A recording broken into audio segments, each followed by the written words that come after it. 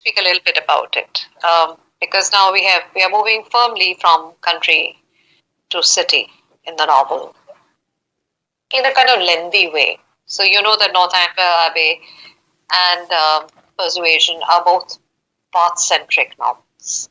That much of the action, and because that is also coming from the reality of Austen's own life, she has had to move from the country into the city. Even a quick search on the novel will tell you that information. We know also her great resistance to being unhoused from the country, and being placed within the city of Bath, which she cordially dislikes. And one of the reasons she cordially dislikes is the rhythm of Bath is a rhythm of a fashionable resort. Bath is like a resort town. So it's not even like a city like London. You understand? Because London is a full-fledged city. Bath is like a resort town. And it is like a health spa. So there are all those elements attached. Bath is also, by the way, one of the places from which the Navy does a lot of its work. So there are, as the novel will show to you, several baths present within the city of Bath. Now you don't see that in the country world. So just like in the urban centers that we are all familiar with, in the metropolitan spaces that we are aware of, they exist, the ideas of that particular city, in very differentiated registers across the city. Right? You are who you are depending on where you are. So the macro identity may be, for instance, the city of Delhi, but the Delhi of Balimaran may be different from the Delhi of Shahadra, may be very different from the Delhi of Lodi Gardens, may be very different from the Delhi of Arkipuram. So we understand all that, and I'm only giving you the example of Delhi because that's a city I know best. Okay? But you can all map it in your own maps of your cities. So what is interesting for us is because we've seen Charles Dickens do a lot of this.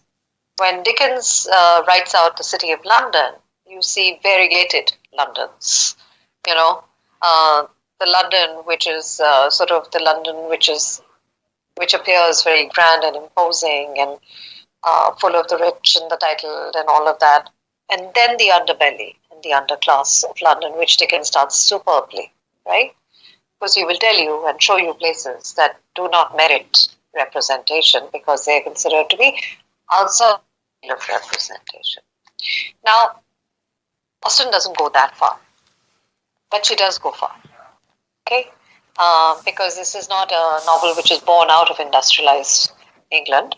This is still a society in transition, a culture which is trying to find its place. So multiple revolutions, including the industrial and therefore the economic revolution, have taken place.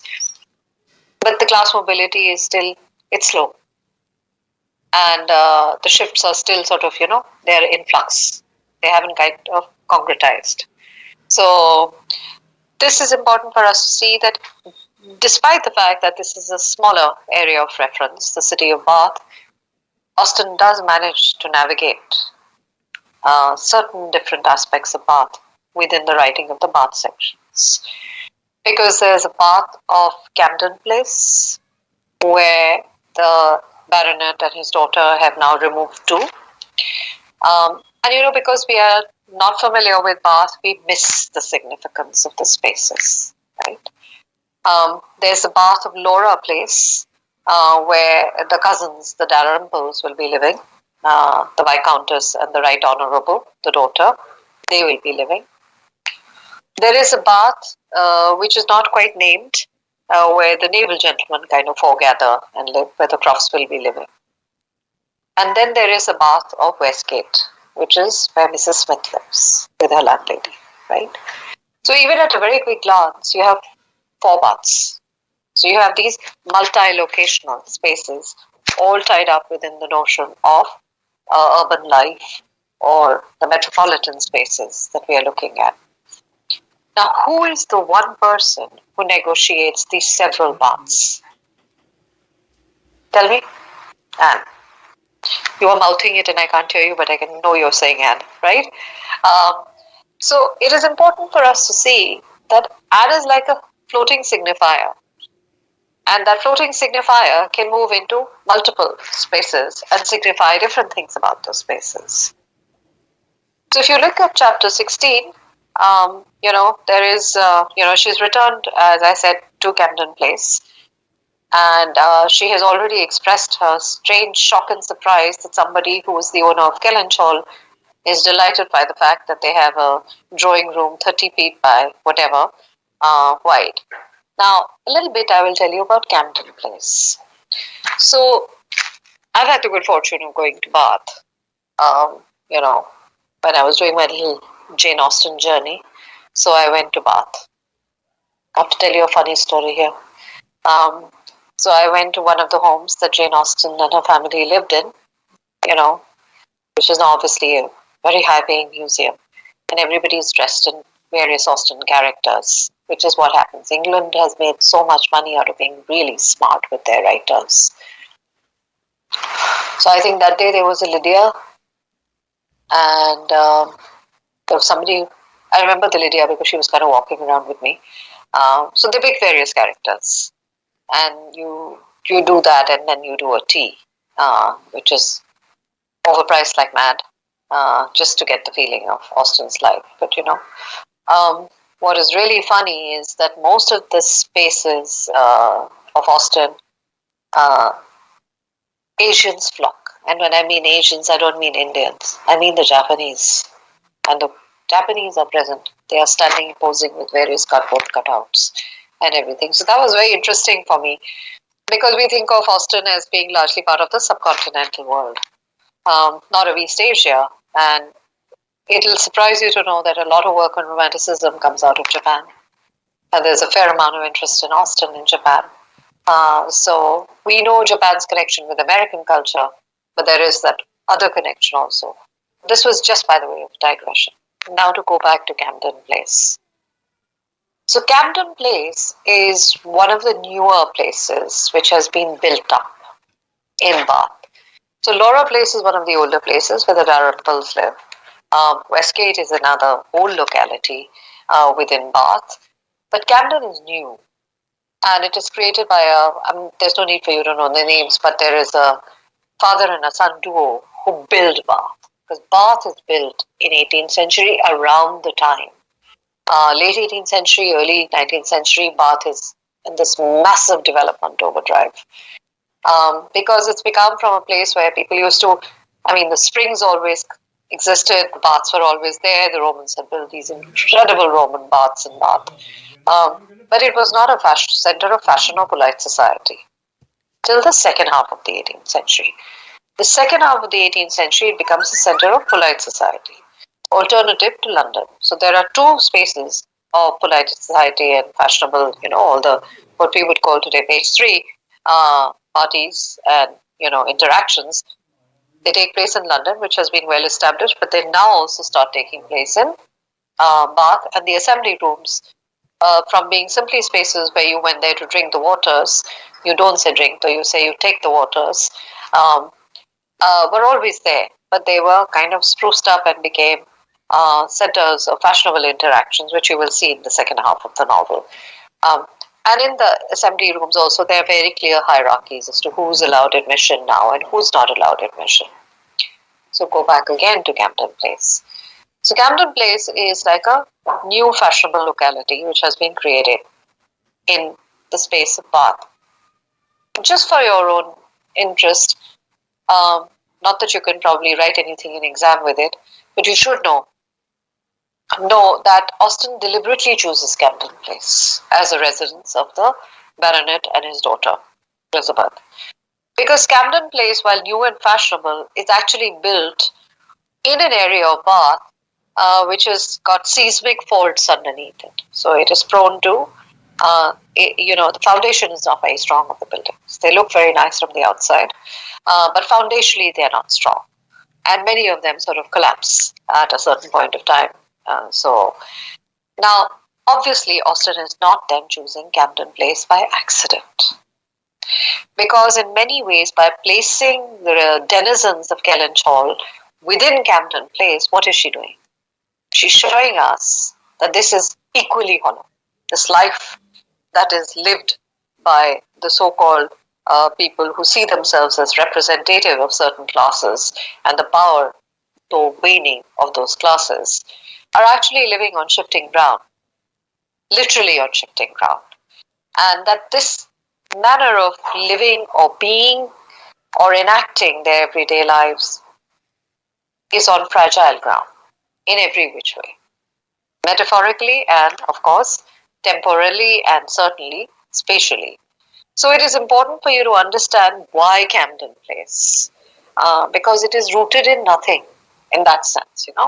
So it's important for you to understand that Austen is taking this kind of care when she is constructing spatial locations and placing specific characters in those spatial locations.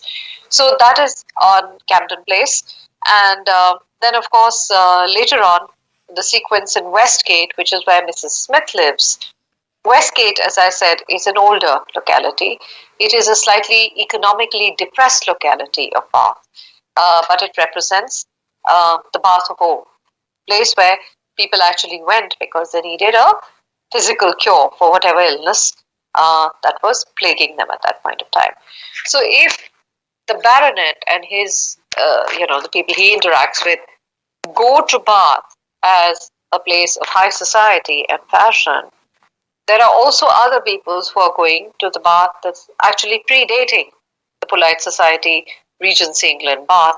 One of them is Admiral Croft. He comes here because he's gouty and he needs the waters. But he lives in a solid address. The other is the impoverished people whose only access to healthcare, which we understand today, is by trying traditional methods of curing and healing themselves. And that is Mrs. Smith. So it becomes important for us that the gathering power of Anne Elliot is not only demonstrated in scenes that we have just finished discussing in the morning, in the fact that she is able to sort of stand up at the crucial moment with great clarity of thought, put aside her emotive self and become utterly analytical and rational and enacts the right processes for the saving of Louisa, and while all the men and certainly all the women are sort of completely combusting. So it's not just that. The fact that she is now a character who does not seek permission. Her father expressly tells her that I don't want you to go there. You're a baronet's daughter and you cannot be seen there. And she just kind of says, no, I'm going to go because that's an old relationship. And I'm going to honor that old relationship. So now you see that this is a character because of the fact that she could step out of the stifling endurance of Kellynch Hall and her family, has in many ways shed the shackles of the constraints of this family. And so when she returns back to this family, she is in a very positive way altered. And also, not just altered, but altered in the ways that she is got a sense of self-confidence that was not always present before. Because while she certainly doesn't argue with her sister or her father, as you can see, she does precisely what she has to do. In absolute silence, she proceeds to do it. While her sister behaves badly with, Wentworth because she refuses to recognize him, Lady Russell in a carriage ride pretends she hasn't seen him. All of that does something to Anne. She decides she's going to stand up. And she is now no longer the girl who will say, oh, if they don't like him, what can I do? She's moved very far away from there. And she's moved very far away from there because of these set of experiences that she has had, particularly the set of experiences with the community of naval families. And that completely reshapes the way she responds to the pre-existing environment. Okay? So that was a point that I wanted to make for you, that, please don't read this as a flat part of the narrative. There is a lot going on in terms of where she is. Chapter 16 begins with silly remarks by her father, who's looking at her improved complexion, is asking, which face cream do you use? Did you use Gowland? Did you use that? That again shows you that he is in many ways emasculated in the text through these categories. Not to say that men should not know what face creams their daughters use, fathers should also know. But the fact that he only responds to his daughter in terms of her appearance is again repeatedly that is problematized in the text. And of course, there's a constant reminder of the evil of Mrs. Clay's presence over there. Once again, as I said, like earlier, when she's wondered, is it good for Mrs. Clay to be around? I don't think it's a good idea. Or when she has looked at the way Wentworth has behaved with the two sisters and she thinks he's not been quite correct about it. Similarly, she can look at her father and she said, and realize that it's a bad idea that she's around. Because what is the bad idea? The bad idea is that Mrs. Clay could entrap the baronet by flattery. Once she marries him, then Elizabeth loses her position, certainly. And secondly, because she is a younger woman, there is a chance of an heir. Which is why Walter Elliot moves in, the younger Elliot moves in so fast. Because he wants to protect his inheritance. If you've read the novel, you know how that ends. Vis-a-vis Mrs. Clay. But I don't want to go into it. And she, of course, looking at the whole situation, she's saying it would be good if Elizabeth would be married. And she, of course, imagines for the longest time that the Elliot man has come back to marry the older sister. But, of course, that is not correct. So chapter 16 is sort of a revelation, a sort of unfolding of Mr. Elliot, who seems to be, as I said, completely fine. He's very well-mannered. He's very correct. He seems to be displaying just the right behavior towards everybody. But even in this chapter, where she finds it easier to be home because this man is there, and there is a semblance of family life and a semblance of conversation and dialogue in this house, we are told very early on they did not always think alike. His value for rank and connection she perceived to be greater than hers. It was not merely complacence, it must be a liking to the cause, which made him enter warmly into her father's and sister's solicitudes on the subject which he thought unworthy to excite them. So this attachment to fixed categories and rank is something the novel is querying the pitch of. Right from the beginning, the novel has questioned the fact, why do we pay obeisance to rank? Why is inherited wealth and privilege to be regarded as superior to the daily efforts that are made by people who choose to live a productive and contributive life? And Anne has moved away very far from that position of thinking that it's perfectly okay. Maybe she didn't think it was perfectly okay at the beginning, but she could not articulate it because she did not have a set of modalities or oppositions by which she would be able to rethink or think deeper upon what she was feeling. And of course, part of this is shown with the arrival of the Dalrymples, and again in terms of who's kowtowing to whom. You have the baronet completely abasing himself in front of the Dalrymples, and she writes him one scratchy note saying, "It's okay, you can visit us." And that's where at the end of chapter 16, there's a brief conversation between Mr. Elliot and Anne, where they're discussing what is good company. My idea of good company, Mr. Elliot, is the company of clever, well-informed people who have a great deal of conversation. That is what I call good company. And he tells her, you're mistaken, that is not good company, that is the best. But then there is a caveat. Good company requires only what? And this is the traditionalist thinking. So according to Mr. Elliot, good company only requires birth, education, and manners. With regard to education, it is not very nice. So whether you have education or not, it doesn't matter as long as you have birth, breeding, and the background, and the manners that go with it. Now, this education has always been at the core of Austen's novels. And reading women and thinking women and people who can evaluate things from a philosophical point of view is something that is written to every single novel. So putting this in the mouth of Eliot immediately would alert not just Anne in text but the reader that this is a bit of a problem. And then of course there is a discussion on, does place matter in terms of how important you are? So in Bath, Mr. Elliot says that in London, perhaps in your present quiet style of living, it might be as you say. Because she says, we are not that very significant. Sir Walter Elliot and his family, but in Bath, Sir Walter Elliot and his family will always be worth knowing, always acceptable as acquaintances. So positioning in society is like a game of chess. Depending on where you are on the larger board, your value either increases or diminishes. And Anne says, I certainly am proud, too proud to enjoy a welcome which depends so entirely upon place. So this sense of fundamental self-worth, which is exhibited by this character, stands, as I said, in sharp contrast to practically every single character. Because she does not derive her sense of worth either from earning money or from having money or from living in a certain kind of residence. There's an essentialism in her, which is worthiness is based on character, on behavior, on action, on thought, on productivity, on labor, on compassion, on care. I could go on, but that's more than enough. Okay? So he says, you talk about being proud. I am called pride. Proud, for our pride, if investigated, would have the same object. But at the end of chapter 16, she's thinking. She doesn't speak that much, but she's thinking. And she said, Anne could not believe in their having the same sort of pride. Because his pride is based exactly like the pride of who? The pride of people who are similar in class orientation. So if they are the same, then they are meant to be respected and thought worthy of.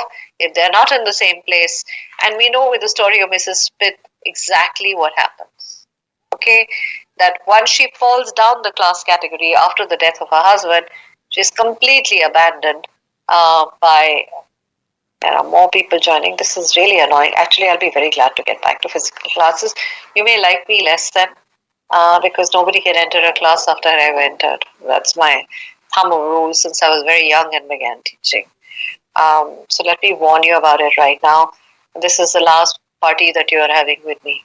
जब मर्जी आए आ जाए class में, it's like I can join whenever I want to, which is so incorrect. And now I can't get this kid to join.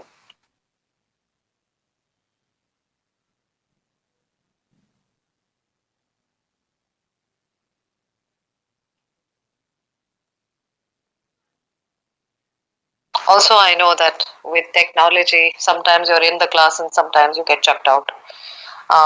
So I can't even object that much. Physically, if you're there, you're there. Okay. This comes, chapter 17 is reacquaintance with, as I said, a class that has not been represented probably in most of Austen's novels. You're more likely to find it in a Bronte novel, less likely to find it in this part of the world, in this kind of early fiction which is being written. And this is her old school fellow in Bath. This is chapter 17, old school fellow in Bath who had two strong claims on her attention of past kindness and present suffering, Miss Hamilton, now Mrs. Smith. Again, in a very unusual way, we are given Anne's background story. Like, what you call the backstory, which you never get on any character. But in Anne, you repeatedly get her backstory about her childhood. So there's an insertion of Anne's own childhood in the text in a way that Austen is not prone. Because Austen gives, as I said, full-grown adult characters, and from that moment, her youngest character would be, say, 16. Lydia is 16, okay? But by and large, they're all older women who she is looking at, 20 plus. But even as she's looking at a 27-year-old Anne Elliot, she constantly goes back to a sense of the formative years of her life, early childhood, which of course, Dickens is the master of. The Bildungsroman comes from that. The idea of what you are as a child and those shaping influences and what that turns you into. The best example, of course, of it is still Great Expectations. But here, Austen has begun doing that by telling us a story which is beyond the world of the textual. That is, in text we are following one time. Okay, but within this text of real time in linear terms, there are also moments of retrospective, not retrospective narrative, but a kind of retrospection and introspection.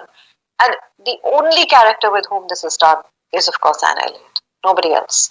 Anne had gone unhappy to school, grieving for the loss of her mother, whom she had dearly loved, feeling her separation from home, and suffering as a girl of 14.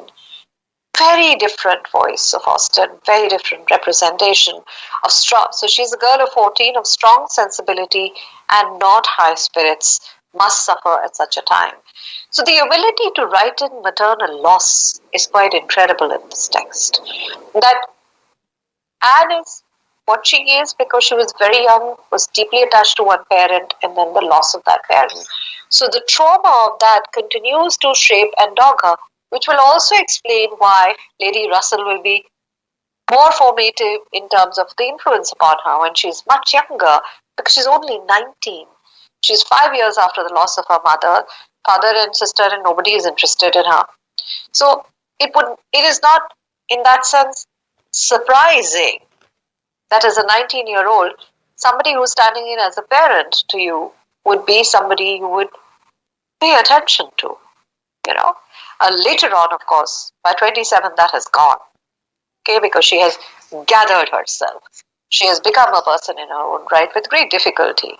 And then, of course, the mention of Miss Smith as Miss Hamilton. Miss Hamilton, 3 years older than herself, but still from the want of near relations and a settled home, remaining another year at school had been useful and good to her in a way which had considerably lessened her misery.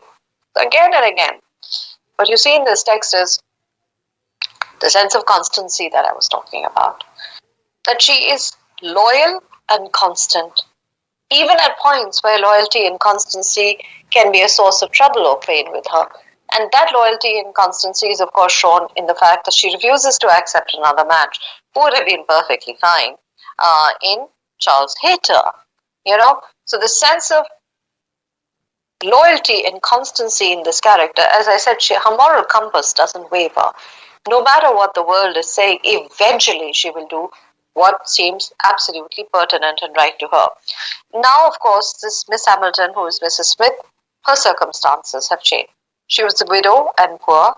Her husband had been extravagant at his death about 2 years before, had left his affairs dreadfully involved. She had had difficulties of every sort to contend with, and in addition to these distresses, had been afflicted with a severe rheumatic fever, which finally settling in her legs had made her for the present a cripple. She had come to Bath on that account. So this is the several baths. This is the medicinal healing bath, and the fact that Austen is actually looking at a situation of women who lose their husbands and who don't have money. And of course, 12 years had gone by since they had parted. 12 years had changed Anne from the blooming, silent, unformed girl of 15 to the elegant little woman of 27, with every beauty excepting bloom, with manners as consciously right as they were invariably gentle. And she goes to meet her, and she's a poor, infirm, helpless widow, receiving the visit of her former protege as a favor. Now, Anne does not go there with a sense of, I'm going to do a favor to her. She goes there in the spirit of complete equality, which I have discussed with you earlier. If there is a debt of gratitude, she always pays her debt of gratitude. In that sense, she is intensely honorable. And of course, Anne is revived by the meeting. So as I said again and again, the emotional heft or the anchoring comes outside the family for Anne repeatedly. So whether it was an earlier Lady Russell, whether it's the Musgrove family, whether it's the Harvilles, and now there is Mrs. Smith. So these various places in which she is emotionally anchored and from which she draws strength are important for us because they're all outside the traditional family structure. At least in the case of Pride and Prejudice, Elizabeth has her father and she has Jane.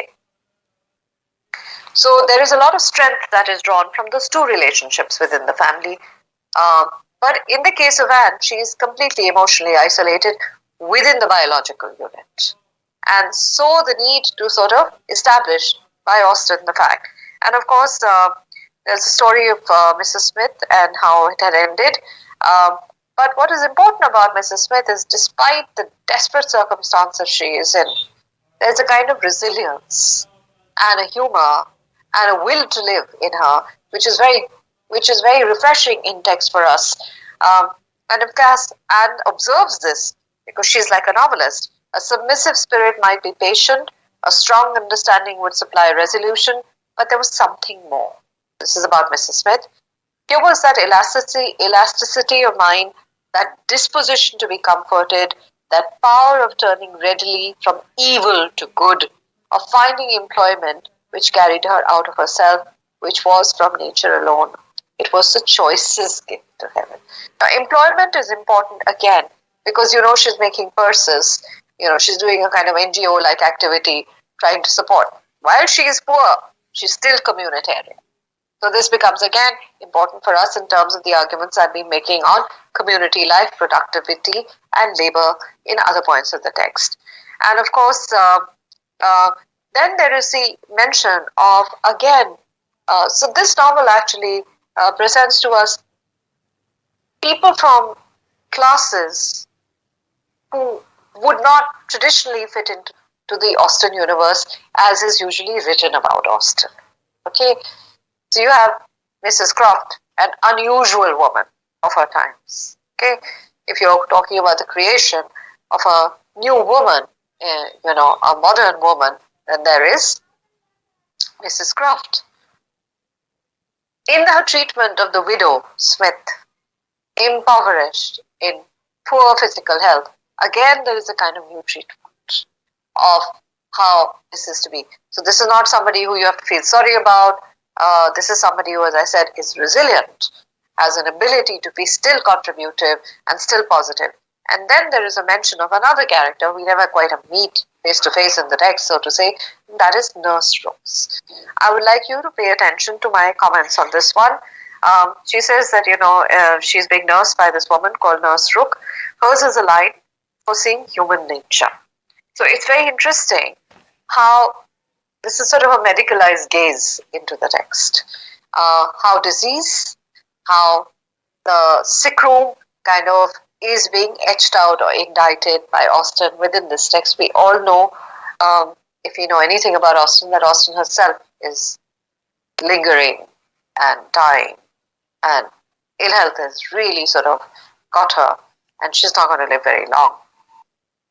But what is interesting is she takes her personal situation of ill health, that is, Austen takes her own situation of ill health and knowledge of the sick room and all the things that come with it, and transcribes it into the text in very interesting ways. So Nurse Rooks becomes that person who has a line for seeing human nature. Okay, she is sure to have something to relate that is entertaining and profitable, something that makes one know one's species better. And Anne actually comments very interestingly on this remark by Mrs. Smith by saying, I can easily believe it. Women of that class have great opportunities, and if they are intelligent, may be well worth listening to. Such varieties of human nature as they are in the habit of witnessing. And it is not merely in its follies that they are well read, they see it occasionally under every circumstances that can be most interesting or affected. A sick chamber may often furnish the worth of volumes. Because this is a novel that deals with disease, ill health, deprivation, sick rooms, all of this. So it becomes very interesting for us. Also, as I said, the insertion of a professionalized woman. Nursing is a newish profession at this period of time. And the fact that Rook is called Nurse Rook means validates a profession. We are still about 40 years ago from the passing of the British Medical Association Act, where there will be a proper charter, where doctors and nursing staff and apothecaries and everybody will be given their due place in British society. But even before that, we are seeing that the creation of city models have led to the creation of epidemiology or disease. The big diseases only start coming after these big metropolitan spaces have been set up thanks to the Industrial Revolution. Tenement clusters, all of that, viruses that are being transmitted. Actually, post-COVID, read the 19th century novel very differently. We find it's all there. Even if you read children's fiction from Britain in the early, around the interwar periods, the war period, you will realize all the things that we're experiencing now were experienced by all the epidemics, all the aftercare, all the isolation, all of it is there. We just never read those because we had not experienced them. So we sort of regarded them as hoga kuch. But now when you read those same texts, you read them, oh, okay, so the same thing was going on. Whether it was whooping cough or something else, it was the same. All bed sheets had to be washed. People had to be isolated. There could be no contact between the patient and the rest of the family, a lot of care was required. But it's important for us to see that Austen in this novel is actually writing a new categories of women. You have upper class women, you have completely useless women from the upper classes who don't do anything at all. And then you have women like Admiral Croft's wife, Sophia Croft, and you have Nurse Brooks, and you have Miss Smith, and of course, at all times you have Anne Elliot. Okay, so it's important for you, and this is the same chapter in which her father is saying Westgate Building, and who is Miss Anne Elliot to be visiting at Westgate Building? Mrs. Smith, a widow Mrs. Smith, and who was her husband? One of the 5,000 Mr. Smith whose name are to be met with every year. What is her attraction? That she is old and sickly? Upon my word, Miss Anne Elliot, you have the most extraordinary taste. Everything that revolts other people, low company, poultry rooms, foul air, disgusting associations are inviting to you. This again is a Christianizing of the heroine, okay, to go among the sick and the poor and the needy. So this is also, and what is her age? He says 40, and she says, no, sir, she is not 1 and 30, but I do not think I can put off my engagement because it's the only evening for some time that will at once suit her and myself. So this is assertion, okay. She has always been agreeable. Whatever you tell them, go left, she'll go left, go right, she'll go right. And now the assertion. And then, of course, then her father, Elizabeth, asks, what does Lady Russell think of it? She sees nothing to blame in it. On the contrary, she approves it and has generally taken me when I have called on Mrs. Smith. So this also saves Mrs. Russell, Lady Russell, that she may be in the same class, but she's not as shallow as these others are. Okay, so she supports this acts of charity, this constancy, this maintenance of friendships. And of course, Lady Russell, of course, is only thinking that now Mr. Elliot is going to declare. Now, what is also very interesting for us is that Anne Elliot is so used to not thinking of herself as attractive that it never strikes her that Mr. Elliot is interested in her. Because, as we all know, much of our sense of ourselves is also derived from how people around us represent us to ourselves. So since she is constantly being represented, the last thing she heard from Wentworth is, oh, she's wretchedly altered. Her father is saying, oh, you're looking better now, but you look pretty sad earlier. So she has no sense of her own, as I said, charm and attraction, and which is so very different from somebody like Elizabeth, who is at all times very conscious that she is, as I said, she's a commodity. She commodifies herself, and because she commodifies herself, she has a sense of her market value, which of course the text doesn't bear out. What is interesting for us is Anne Elliot refuses to commodify herself, refuses to think herself as somebody who is a good to be exchanged. So Anne says, Mr. Elliot is a very exceedingly agreeable man in many ways, respects, I think highly of him, but we should not suit. Then comes the temptation in the text, because the temptation in the text is to take the mother's place and to be the Baroness of Kellynch Hall. And Anne at that moment is so taken up by that vision, and this is reality. So in the sense, not to make a character who's so absolutely perfect that the readers are revolted by her. Okay? So there is this moment of temptation or doubt. Anne was obliged. She says, you are your mother's self in countenance and disposition, and wouldn't it be wonderful if you were like sitting at the head of the table? Anne was obliged to turn away, to rise, to walk to a distant table, leaning there to pretend employment, try to subdue the feelings this picture excited. For a few moments, her imagination and her heart were bewitched. So always the deeper feelings, the conflicts, the turmoil are going to be done by Anne in text in solitude, where she has to extract herself from the conversation or from the situation, give herself some time to be meditative about it. She doesn't respond back. She's not a quick respondee in the way that Elizabeth Bennet would have known exactly what to say in repartee to Lady Russell. And for a few minutes, she is completely bewitched with this idea. But then what happens? The same image of Mr. Elliot speaking for himself brought Anne to composure again. The charm of Kellynch and Lady Elliot all faded away.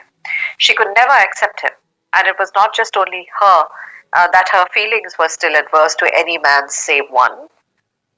Her judgment on a serious consideration of the possibilities of such a case was against Mr. Elliot.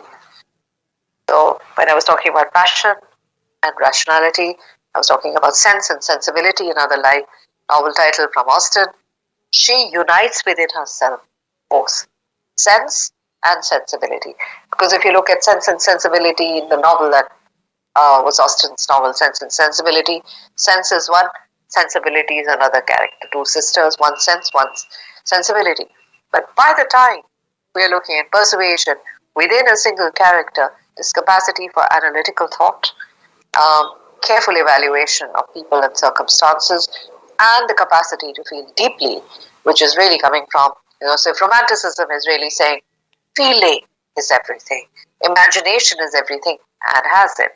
But if empirical discourse and scientific discourse at the same time saying analysis and scientific inquiry is everything, she has this too. So she is in that sense uniting the two big discourses at the end of the 18th century, at the beginning of the 19th century. And one of the reasons she doesn't like him is because he travels on Sundays. So she is a fairly strict Christian, and Sunday traveling is something, and this is also Austen as the clergyman's daughter flagging that if you're observing the Sabbath, then you do not do any activity on Sunday. And then there is this comment, which is important in this chapter. Mr. Elliot was rational, discreet, polished, but he was not open. There was never any burst of feeling, any warmth of indignation or delight at the evil or good of others. This to Anne was a decided imperfection. Her early impressions were incurable. She prized the frank, the open-hearted, the eager character beyond all others. Warmth and enthusiasm did captivate her still, and of course sincerity. And she was suspicious of somebody whose presence of mind never varied, whose tongue never slipped. So this is nature versus art.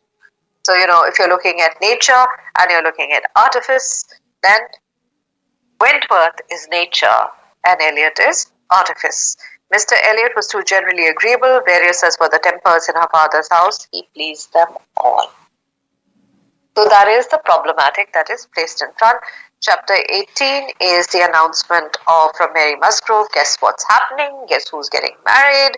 It is Captain Benniff and Louisa Musgrove, and it's, and of course Mary says, thank God, it's better than marrying Charles Hayter. It's not as good as marrying Wentworth. So all these subtle gradations are brought in. And what I'd like to say about the scene is, this is a letter that she receives in public, which directly addresses her own sense of, her deep involvement. There is no way that she can express what she is undergoing at this moment. So this intense pressure of sociability and sociality is something that the novel consistently speaks about. There's a very rich inner life, and then there is the pressure of the sociability of upper class polite society, which works by an iron repression of what is really going on in your heart. And she's trying very hard to be, working very hard on herself. Captain Benwick and Louisa Musgrove, it was almost too wonderful for belief, and was with the greatest effort that she could remain in the room, preserve an air of calmness, answer the common questions of the moment. Of course. So it's very, very important that we constantly see that. And finally, after some conversations with her father and Elizabeth, she's finally at liberty. In her own room, she tried to comprehend it. So these are very few moments in the text where solitariness, which is so common for the romantic hero, kuch pasand nahi hai, chalo walk ke liye chale jate hain. Okay, absent for women characters. They have to deal with whatever is going on in their heads in the public space and display iron restraint. She could not endure that such a friendship as theirs could be severed unfailingly. Now, this is very important. That what is bothering her the most is that there would be a breakup in the relationship between Captain Benwick and Wentworth. Now, this is again fairly radical. I mean, here's a guy you love. He's not going to marry the girl you were worried she was going to marry. He's actually free. While you're secretly delighted that has happened, you're equally worried about what will happen about that friendship. And that is the remarkable capacity of Anne. And of course, she's also very disappointed in Captain Benwick. And then she wonders what kind of relationship they have. Maybe would Louisa Musgrove start reading poetry? Uh, and so that is left to chance. There is only one perfect marriage, that two perfect marriages that are posited in the text: the marriage of the Crofts and the would-be marriage of what would become then the Wentworths. So it's important. And of course, she doesn't know what to do. And then, of course, she meets Admiral Croft. She manages to taking a walk, and then, of course, she's talking to him, and he basically tells her like not to worry, that Wentworth's totally fine. And he also makes a judgment on Benwick. This is Admiral Croft. James Benwick is only a commander. So he's not, even in that hierarchy, he's only a commander, it is true, made last summer. And these are bad times for getting on. An excellent, good-hearted fellow, I assure you, very active, zealous officer. But he says he's too piano for me, you know. I like Wentworth better. I cannot help thinking Frederick's manners better than his. And of course, then Anne asks him, I hope his letter does not breathe the spirit of an ill-used man. Nothing at all, not at all. There is not an oath or a murmur from beginning to end. And then she says, I would be very sorry if the friendship between the two ended. Chapter 19 is really, if you'll allow me 2 minutes, because there's nothing much there, it's the encounter with Wentworth. And it's interesting that the encounters are where she is now in a position of having control. Earlier in the text, she is surprised by his entries. Now she has ability to observe him, calm herself down, and for the first time in the text, guess whose the shoe is on the other foot. And Wentworth doesn't know what to do, and his body speaks. He's awkward, he's embarrassed, he's lost his complete, unquestioning, superior self, his arrogance, his understanding that, of course, I'm the greatest guy and everybody wants to marry me. He's now on shaky ground, and he needs to be on shaky ground in order for him, as I said, to become the worthy partner of Anne Elliot. He was more obviously struck and confused by the sight of her than she had ever observed before. He looked quite red. For the first time, their renewed acquaintance, she felt that she was betraying the least sensibility of the two. So the speaking body and how it speaks, even for men, the somatic self. And of course, he's seeming very embarrassed. They are talking to each other for a bit. Elizabeth, of course, completely ignores him, and she's really embarrassed. And then she gets away from Elizabeth and says, I'm going to walk. And of course, at that point, where Wentworth will probably accompany her, the third party, who's Elliot, arrives and says, well, I will escort you. And she doesn't want to be escorted, but of course, there's no way of getting away. There's also a comment in text in this chapter by women who are looking at Elizabeth and Miss Anne Elliot. And they say that all the men are crazy about Elizabeth because obviously she has a sexual attraction to her, which Anne doesn't. But the women are saying, actually, she is the far more genteel and attractive one. And then, of course, she sort of goes, and then there's a second encounter from the carriage where Lady Russell pretends कि मैंने तो देखा ही नहीं, पता नहीं कौन है, and starts talking about some curtains in the window.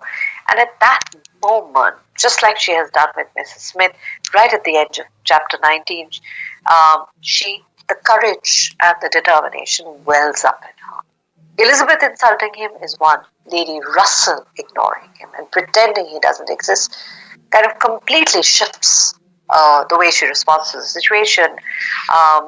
She fancied she would be satisfied the power of addressing him. She felt all over the courage, because for the first time, just before that, when she says the Lady Russell has seen him and has pretended that I have not seen him, and sighed and blushed and smiled in pity and disdain. So for the first time, she stands in judgment on Lady Russell and finds her wanting. And that's when the courage wells up. She felt all over the courage if the opportunity occurred. Elizabeth had turned from him. Lady Russell overlooked him. Her nerves were strengthened by these circumstances. She felt she owed him attention. So the gathering, as I said, of confidence, conviction, and then the enacting of that confidence and conviction by Anne. So thank you very much. I'll stop here. All the best. I wish I could do, as I said, something to